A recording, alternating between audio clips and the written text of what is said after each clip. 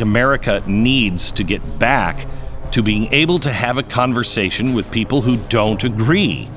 We learn so much from each other when we do that. Yeah, I don't know what's past the outside of, or the the first few hundred miles of Antarctica. It was fake. It was fake. It was absolutely fake. And I will prove that to you tonight with their words and them on videotape talking about it.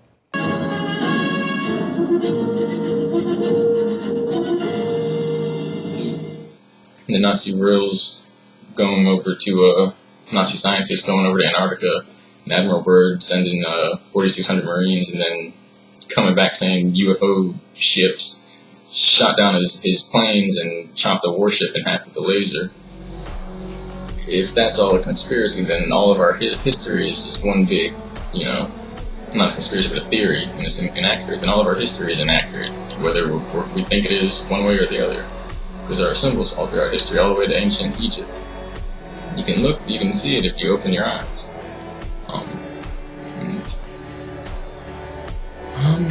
That is the story. We were told, we were like debriefed. That's what they do to people. They just mess with you and show you the truth, and then if you don't tell people or if you don't do anything positive with it, they use that as proof to say, look at these humans, look at the people, even if they're not, something else. If there's people, they say, look at these people that they don't even fucking care about themselves. Basically, silence or inaction, according to them, is consent, and that kind of is. If somebody's in your house making a fucking sandwich, and you literally don't know this person, but you just go back to bed, don't say anything, you're fucking allowing it. That's how it works.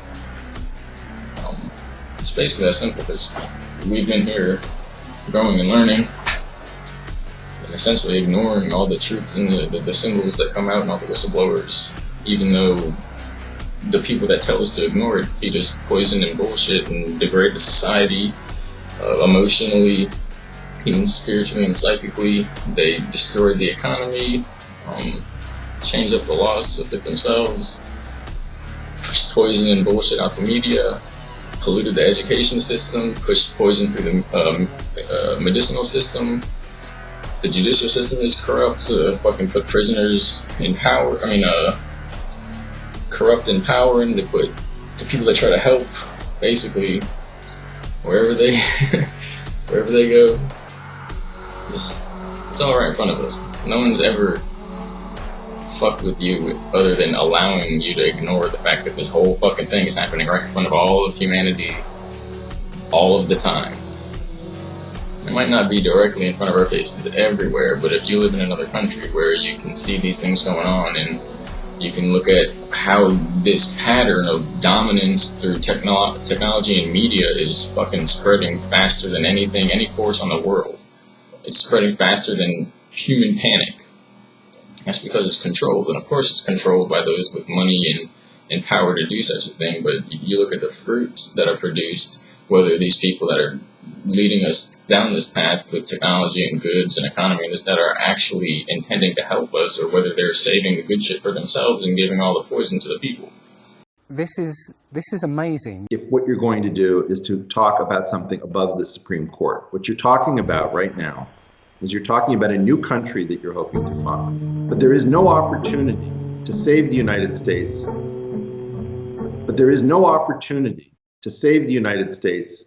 And at the end of the Civil War, Colonel House was the only person in the state of Texas who had any money.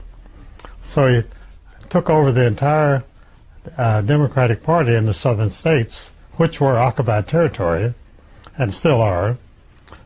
You still have two political parties in the South. It's a money-making scheme. And they make their money out of monopolies, and with their monopoly, they control the governments, they control the banks, and they set their prices. And it's an extortion system, really, just like the Internal Revenue Service in this country. I traced it right back to the Middle Ages, the Black Hand of the Mafia.